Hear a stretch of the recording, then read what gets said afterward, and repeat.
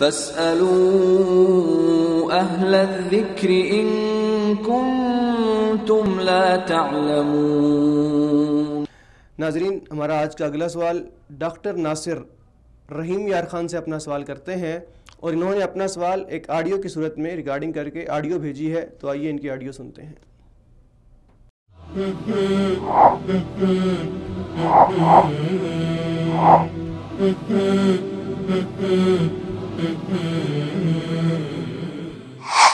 السلام علیکم ورحمۃ اللہ وبرکاتہ۔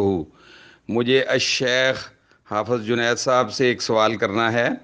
میں رحیم یار خان سے بول رہا ہوں، ڈاکٹر ناصر، کہ ہمارے معاشرے میں اکثر لوگ یہ کہتے ہیں کہ اپنا عقیدہ چھوڑو نہ اور دوسرے کا عقیدہ چھیڑو نہ، یا یہ کہتے ہیں کہ بھئی جو جہاں لگا ہوا ہے اسے لگا رہنے دیں، تو اس میں پھر اصلاح کی کس طریقے سے گنجائش پیدا ہوتی ہے؟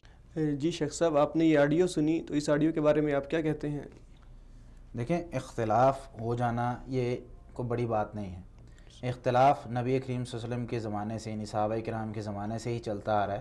کئی مسائل میں اختلاف ہو جاتا ہے، اگر کسی کو کسی حدیث کے بارے میں نہیں پتہ چلا، یا کسی قرآنی آیت کے بارے میں، یا اس کے مفہوم کے بارے میں نہیں پتہ چلا، یا اس وقت یاد نہیں تھی، انہوں نے کوئی مسئلہ بتا دیا، لیکن بعد میں جب انہیں قرآن و حدیث کے بارے میں پتہ چلتا ہے کہ حدیث نبی صلی اللہ علیہ وسلم یہ ہے، قرآن کی آیت یہ کہتی ہے، تو اس وقت ہمیں رجوع کرنا چاہیے۔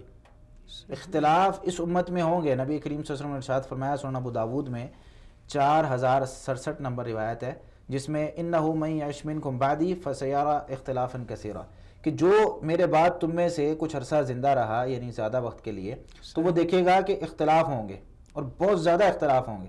اختلافات اس امت میں ہونے ہیں، لیکن شریعت اسلامیہ نے ہمیں اختلاف کرنے کا حکم نہیں دیا، خبر دی ہے کہ اختلاف ہوں گے۔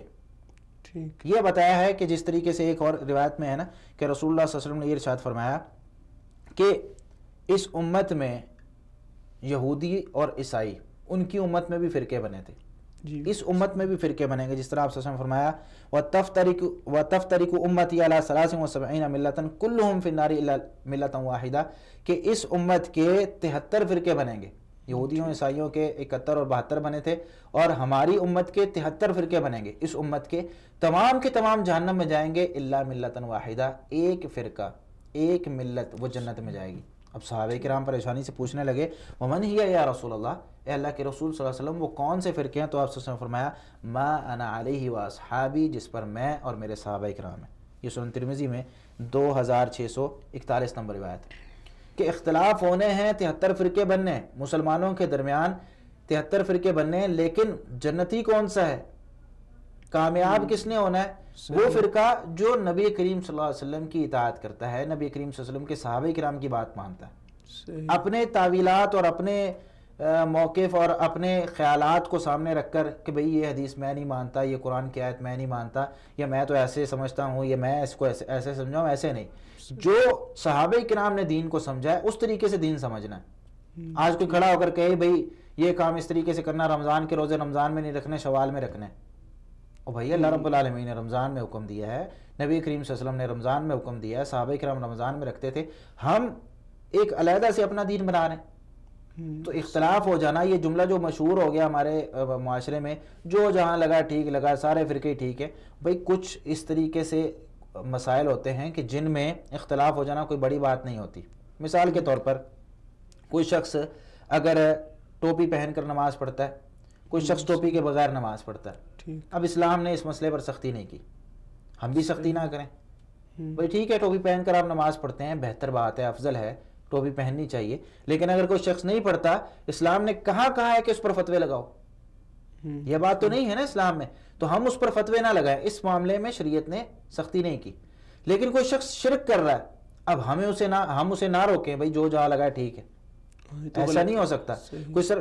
کوئی شخص شرک کر رہا ہے، کوئی شخص بتوں کی پوجا کر رہا ہے، قبر پر جا کر سجدے کر رہا ہے، کوئی شخص نماز غلط پڑھ رہا ہے، اسے بتانا فرض ہے۔ یہ جملہ نہیں چلے گا جو جہاں لگا ٹھیک لگا، سارے فرقے ٹھیک ہیں، چلو بھئی اختلاف کرنا ہی نہیں ہے، بیان کرنا ہی نہیں ہے، حق بیان کرنا ہی نہیں، یہ بالکل غلط بات ہے۔ حق بیان کرنا ہے۔ اللہ رب العالمین نے ایک رسی کو مضبوطی سے تھامنے کا حکم دیا، وَاعْتَصِمُوا بِحَبْلِ اللَّهِ جَمِيعًا وَلَا تَفَرَّقُوا، اور یہ کہا ہے کہ فرقہ واریت اللہ کو پسند نہیں، لیکن خبر ساتھ دے دی کہ ہوگی، لیکن مجھے پسند نہیں ہے۔ اللہ تعالیٰ نے یہ فرما دیا مجھے پسند نہیں، نبی کریم صلی اللہ علیہ وسلم نے فرما دیا مجھے پسند نہیں، تو ہمیں چاہیے کہ ہم ایک جماعت بن کر رہیں، نبی کریم صلی اللہ علیہ وسلم کی اطاعت ہوگی، صحابہ کرام کی اطاعت ہوگی، اللہ تعالیٰ کا قرآن پڑھیں گے، نبی کریم صلی اللہ علیہ وسلم کا فرمان پڑھیں گے تو اختلافات ختم ہوں گے۔ جب ہر بندہ اپنی بات کرے گا نا، دین اسلام کو آج ہم نے اتنا سستا کر دیا ہے کہ ہر بندہ مفتی بنا پھر رہا ہے، ہر بندہ فتوے دے رہا ہے، ہر بندہ مسائل بتا رہا ہے، اور بھائی ہر بندے کا کام نہیں ہے۔ آپ اگر گلے کا علاج کروانے جاتے ہیں تو موچی کے پاس نہیں جاتے، بلکہ اس کے اسپیشلسٹ کے پاس جاتے ہیں، ڈاکٹر کے پاس، اور ڈاکٹر میں بھی جو اسپیشلسٹ ہوتا ہے گلے کا خاص طور پر اس کے پاس جاتے ہیں، ہر ڈاکٹر کے پاس نہیں، وہ اٹھا کر چلے جاتے۔ تو دین اسلام کے بارے میں جو آ رہا ہے بس ہر بندہ کہتا رہی، کوئی بات عقل والی نہیں اور عقل میں نہیں آتی۔ تو اختلاف ہو جانا کوئی بڑی بات نہیں ہے، لیکن اختلاف کو ختم کرنے کے لیے تگ و دو کرنا، جدوجہد کرنا، کوشش کرنا، اسلام نے ہمیں اس کا حکم دیا ہے۔ تو ہر فرقہ درست نہیں ہے، 73 فرقے بنیں گے، ان میں سے ایک درست ہوگا۔ نشانی کیا ہے؟ ما انا علیہ واصحابی، جس پر میں اور میرے صحابہ کرام ہیں۔ تو جو بھی مسئلہ آتا ہے اس کی دلیل پوچھیں، نبی کریم صلی اللہ علیہ وسلم کا فرمان موجود ہے کہ نہیں ہے، صحابہ کرام کا اس میں کوئی عمل ملتا ہے کہ نہیں ملتا، اگر مل جائے تو عمل کر لیں، نہیں ملتا تو اس کو چھوڑ دیں۔ واللہ تعالی عالم۔ فاسألوا أهل الذكر إن كنتم لا تعلمون